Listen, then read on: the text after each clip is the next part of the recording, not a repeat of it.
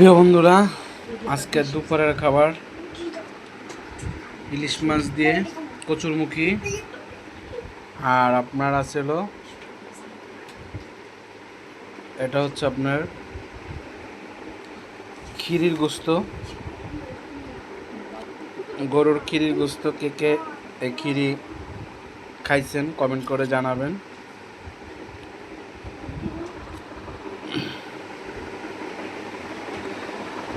এটা হচ্ছে আপনার গরুর খিরির মাংস।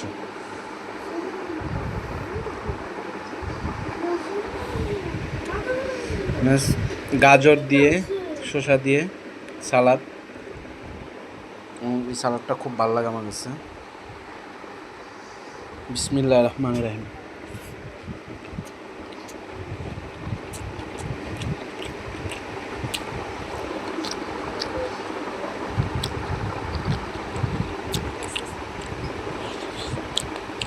এটা হচ্ছে আপনার গরুর খিরির গোস্ত।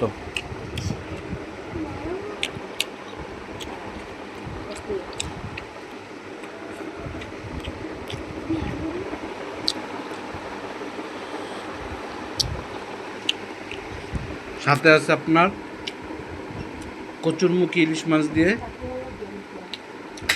তরকারি। আজকে তরকারি কালারটা সেই, গরুর খিরিটাও সেই মজা।